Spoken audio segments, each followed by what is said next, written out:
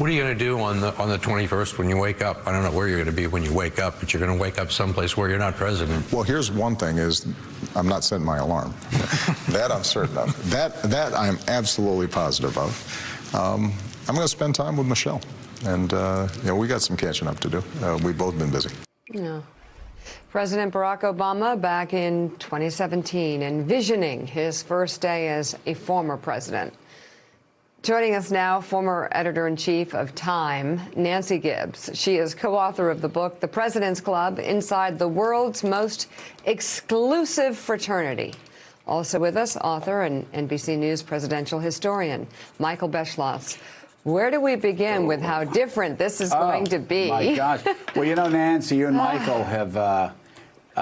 you just really have written the book. You've written the book on the President's Club. It's extraordinary. And what I found so interesting is that whether it was a transfer of power between Truman and Ike, whether it was the very funny, in parts, unintentionally funny transfer between Ike and JFK, I mean, you name it. People that don't especially like each other or even respect each other have figured out a way to do this with the grace and the dignity that the Obamas showed, that Truman showed, that Eisenhower showed, that every president has shown, that the Carters, my God, the Carters were heartbroken, but were so dignified when the Reagans came into office. Yep. So this really is a breach.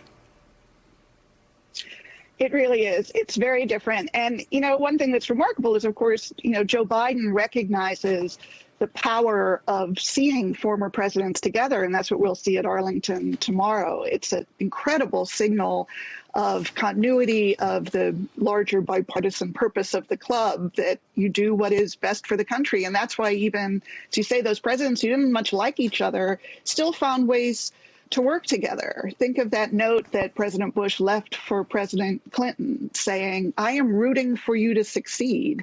And that has been the motto of the club all along, that the good of the country comes first and they find ways to help one another. And Michael Beschloss, we have so many examples of that. I mean, George H.W. Bush, brokenhearted when he lost, and confounded how this guy, how Bill Clinton, of all people, that most of his supporters didn't think was worthy of being an American president, how he wrote that note, showed great dignity. He stayed out of Bill Clinton's way, and in the process actually became a father figure to President Clinton. Whoever would have imagined? And you're absolutely right, Joe.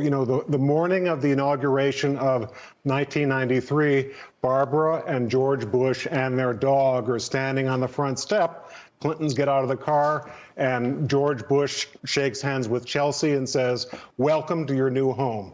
That's the way it's supposed to be. And the other thing, Joe, is that, as you and Willie and Mika and Nancy all know, ex-presidents are really expensive. We pay a lot of money for their staff. We pay for expenses of their offices. We pay for a lot of things. In Donald Trump's case, do we all want to pay for someone who may still be plotting against our government, who may be using our money to call up or communicate with people who are planning another insurrection? Or let's talk about intelligence briefings.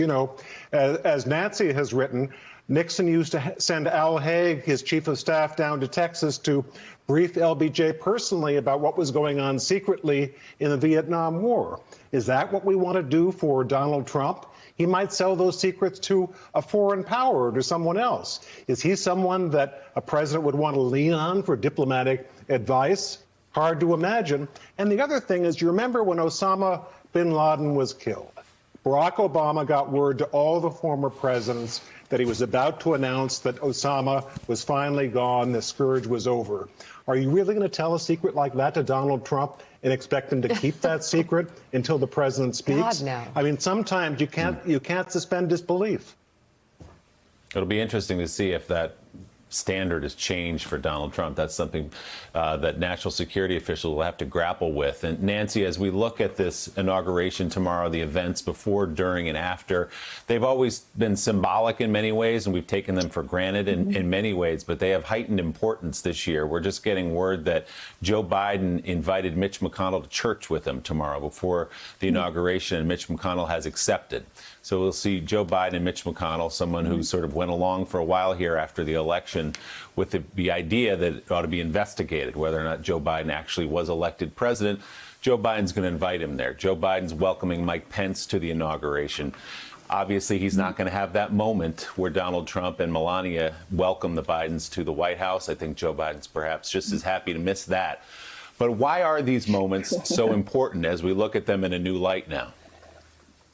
Well, right now they're especially important, and Joe Biden has signaled this all the way through, that he is going to be the president of all Americans, whether or not they voted for him. And that was never the signal that President Trump was sending. President Trump's signal was much more transactional. If you voted for me, I will remain loyal to you. And hey, thanks so much for watching our YouTube channel. You can follow up on today's top stories and breaking news, or catch up on your favorite MSNBC shows all in one place. Download the NBC News app today.